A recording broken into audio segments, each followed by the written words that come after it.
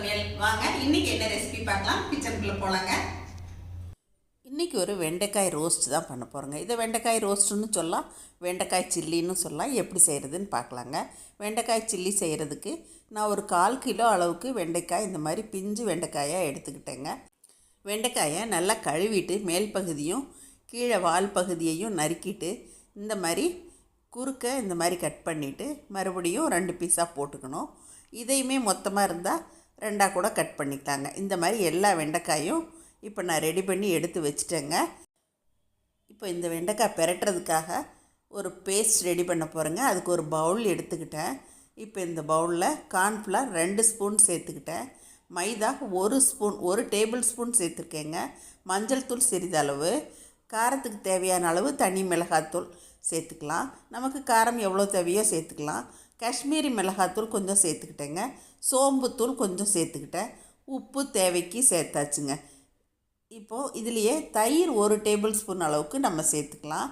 கொஞ்சம் இஞ்சி பூண்டு பேஸ்ட் ஒரு 1/2 டீஸ்பூன் அளவுக்கு சேர்த்துருக்கேன். இப்போ இதை நல்லா கையால் மிக்ஸ் பண்ணி பார்த்துக்கிட்டு அதுக்கப்புறமா நம்ம தண்ணி விட்டுக்கலாங்க. நான் கொஞ்சம் மறுபடியும் தனி மிளகாத்தூள் சேர்த்துக்கிட்டேன். இப்போ தண்ணி தெளிச்சிக்கிட்டேங்க. கொஞ்சம் தண்ணி ஒரேடியாக ஊற்றிடாதீங்க. கொஞ்சம் கொஞ்சமாக தெளித்து பார்த்து அதுக்கப்புறம் இந்த ஃபைன் பேஸ்ட்டுக்கு எந்த அளவுக்கு தண்ணி தேவையோ அந்த மாதிரி நீங்கள் போட்டுக்குங்க. நான் கொஞ்சம் கலர் கம்மியாக இருக்கிறதால காஷ்மீரி மிளகாத்தூள் சேர்த்துட்டு அரிசி மாவு 1 டீஸ்பூன் அளவுக்கு சேர்த்துக்கிட்டேங்க. தண்ணி மட்டும் ரொம்ப கவனமாக இந்த மாதிரி கொஞ்சமாக ஊற்றி தான் பிசைஞ்சுக்கணும். இப்போ நல்லா ஃபைன் பேஸ்ட்டாக இந்த மாதிரி நான் பண்ணிக்கிட்டேங்க. இப்போ நம்ம கட் பண்ணி வச்சுருக்க வெண்டைக்காயை இந்த ஃபைன் பேஸ்ட்டில் போட்டு அப்படியே பிரட்டிடலாங்க. நம்ம ரெடி பண்ணி வச்சுருக்க இந்த பேஸ்ட்டு நல்லா இந்த காயில் கோட் ஆகிற அளவுக்கு அப்படியே பிரட்டி விட்டுக்கணுங்க. காய் உடையாமல் கொஞ்சம் மைல்டாக பிரட்டி விடணும். ஒரு 2 நிமிஷத்துக்கு இந்த மாதிரி நல்லா பிரட்டி விட்டுட்டு ஓரத்தையெல்லாம் தொடச்சி விட்டு இந்த மாதிரி ஒரு தட்டு போட்டு ஒரு 1/4 மணி நேரம் ரெஸ்ட்டு விட்டுட்டேங்க. நல்லா 1/4 மணி நேரத்துலேருந்து அரை மணி நேரம் கூட ரெஸ்ட் விடலாம், தப்பு இல்லை. இப்போ நல்லா இது கோட்டாகி வந்துருச்சு. இப்போ எண்ணெய் காஞ்சிடுச்சுங்க. இப்போ நம்ம பிரட்டி வச்சுருக்க வெண்டைக்காயை இதில் எடுத்து ஒன்றா அப்படியே தனித்தனியாக பிரித்து போடலாம். 2 சேர்ந்து வந்தாலும் பரவாயில்ல, உள்ளே நல்லா வெந்துடும். எண்ணெயிலேருந்து கொஞ்சம் நல்லா மிதந்து வந்ததுக்கப்புறமா தான் நம்ம கரண்டி போட்டு நல்லா இந்த மாதிரி பிரட்டி விடணுங்க. கொஞ்சம் ஸ்டவ்வை மீடியம் ஃப்ளேமில் வச்சே தான் இந்த வெண்டைக்காயெல்லாம் ஃப்ரை பண்ணும்போது இந்த மாதிரி பொரித்து எடுக்கணுங்க. மீடியம் ஃப்ளேமில் வச்சே இப்போ பாருங்கள் நல்லா செவந்து வந்துருச்சு. இடையில கொஞ்சம் பிரட்டி விட்டுட்டு தான் நம்ம போடணும். இப்போ அடுத்த செட்டும் நான் போட ஆரம்பிச்சிட்டேங்க.